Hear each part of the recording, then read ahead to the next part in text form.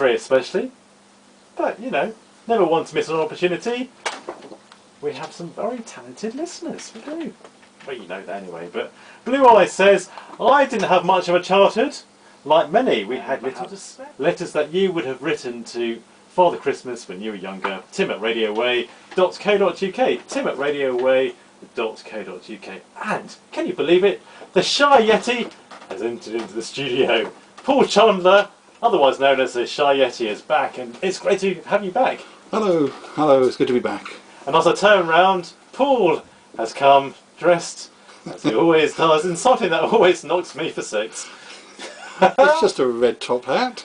Very good. Something you just put on. Well, you know, well we are doing a video for YouTube. You see, people need to see the visual side as well. That's true. So you've got a short story for us. I should explain. You are an author and also a poet as well. So what's your first story? Well, this is something very new. I've written especially for tonight. It's called Jack Frost's Chili Diet. Jack Frost frowned. He was rapidly coming to the conclusion that dieting wasn't such a great idea. He was attempting to change his eating habits. His doctor had told him that consuming cold food was freezing him up inside, and yet he loved snow. How could snow be bad for him? Jack Frost stared at the tin before him. It looked harmless enough, but he was suspicious. He liked the name, sure enough. Chili. It sounded good, like the sort of thing he might enjoy. And yet, well, he'd googled it on the interweb, and apparently chili, although cold sounding, was warm. Jack couldn't eat hot food. It was against his religion. Jack only liked things like icicles and snowballs and the occasional passing iceberg. Hot things didn't sit well on his stomach. To be fair, he'd never actually tried it, but it scared him. What if he ate this chili, this cold-sounding thing that was actually hot? What if it hurt him? What if it melted him even? Jack stared at the tin and then pushed it away. No, he thought, I don't trust chili, and so, just to be safe, he had salad and an ice cube instead. And all that. Have you actually started wrapping up your presents? Who would do that? Hello, yes, I'm going to do 2 snowmen things now. One's a cheery poem called Too Slushy for Snowmen. It's too slushy for snowmen, they just sit around, it's cruel. Bits that once were firm fall off of them and just slosh around in a pool. It's not fair on them, even slightly. What sort of career path now is that? When it's too slushy for snowmen and their heads melt inside their hat. It's too slushy for snowmen, despite all the carols people hum. But very soon there comes a thaw, then they must know the end has come. They must know their time is fleeting when their noses start to run. When it's too slushy for snowmen, well, they curse that dratted sun. It's too slushy for snowmen. And yes, they're praying for the frost, but with all those nasty milder winters, all hope, my friend, it's swiftly lost. A noble mind, it floods with panic. Suddenly life becomes a muddle. When it's too slushy for snowmen, well, very soon you're just a puddle. Now, this is a story. This is called The Melting Snowman. Katie hated the snowman sitting on the green opposite their house. It petrified her. She might have been only 7, but Katie knew something evil when she saw it, whilst adults many years older seemed oblivious. Elderly Mrs. Smith had slipped up in front of it at the weekend, but nobody had mentioned her since. Mrs. Smith was just the first. There would be others. Katie knew it. Was the snow evil, or was something controlling it? Katie had examined a lump yesterday and had decided that the answer was no. It was something frozen within, something trapped. But now, she noted, the sun was shining and the snowman had begun to melt, which meant only one thing that made her truly shiver. Whatever force lived inside the snowman would soon be free. Thank you very much for that, Paul Chandler, or the Shy Yeti. Thank you. Wonderful. More from Paul later on.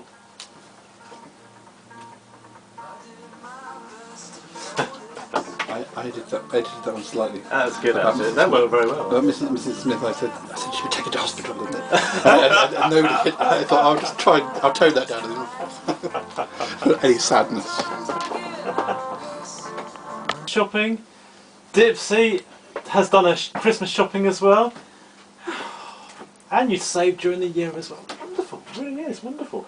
I shall, of course, be leaving it to the last minute.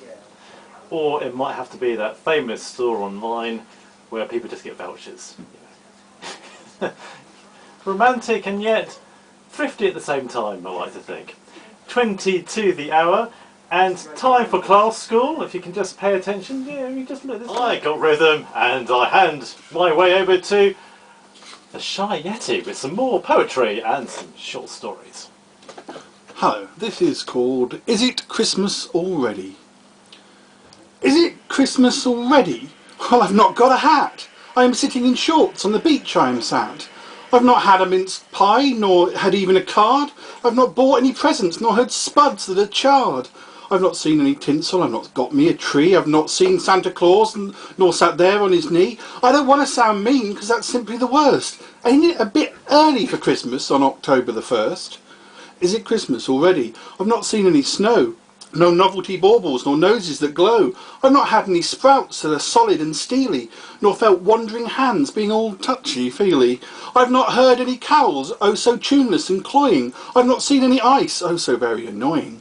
I don't want to sound cross, but it ain't yet December. It's just rather early for Christmas at the start of September. Is it Christmas already? Well, I've not felt any frost in my sweet little tootsies, and no toes have I lost. The leaves on the trees only opened last week. All the roses are blooming and they're looking quite chic. I've Easter eggs yet to eat. Feel a little bit sick. It is still only May. It's too soon for St. Nick. I don't want to sound strict or be rather unpleasant, but this year I've banned Christmas, though I still want a present. Thank you. This is called Look, I'm No Scrooge. Look, I'm no Scrooge. Come share my wine. But a glass or three, not 8 or 9. A Christmas tip. You'd grab the till. Always go too far, overtake goodwill. Our grand display, our tinselled tree with baubles buff, please come and see. Except you can't just look, no, you have to touch. When you take a liberty, you take far too much. Look, I'm no Scrooge, but you're far, far worse. The moths gave up living in your empty purse. It's better to give than to receive, though I doubt there's something you believe. You make folk cross, we're always wary. Not a budding Santa Claus, nor the Christmas fairy. You're more the party pig down there, snaffling pies. Crumb-covered, greasy fingers, over everything, it's no surprise. Look, I'm no Scrooge, don't you turn away. You're no one's favourite uncle, more Reggie Cray. This year, why not try something new? We'll eat your food, yes, all come to you. We'll drink your booze. Act really grim, play respectable by Mel and Kim. Swing from the roof on mistletoe. You might even like it, don't you know? You could be party king, yes, you could be huge. Turn the tables round, so now who's the Scrooge?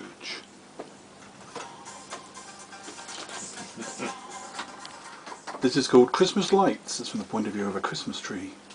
I know that when I was just a sapling, things weren't quite right. The decorations that they gave me were a little under par. The lights that they dressed me in were ones that had been stuffed into a box 5 years before and left forgotten in the attic.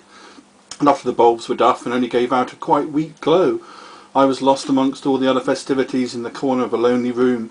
That year I was barely noticed, but every year since I have grown. Now I have new tinsel, a few really fancy baubles, and as for my lights, one by one, they have been replaced.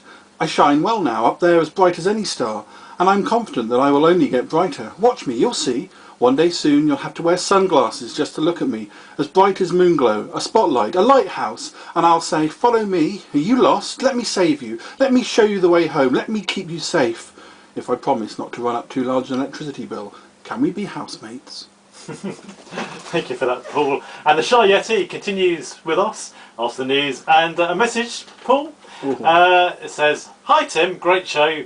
Beware the Yeti there. He reads poetry that he knows. But P.S. Red hats without tinsel. Well, that really isn't Christmas. Ha ha ha. Regards, Jay." That's John Smallshaw. Thanks for that, John. And I gather you're an author as well, and also a poet. I'd love to hear your stuff as well. Perhaps you can email me in some of your stuff right now. That's all right, Paul? Mm-hmm. Yeah, we have a video actually. Oh, we have a video as well. Tell you about that later. Right.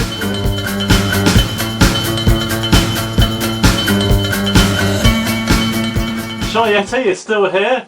Shy. Can I call you Shy? You can, yes, you can. Even with that red hat on? Yes. I was going to say, before we go on to the next lot of stories and readings and things, what have you got in front of you?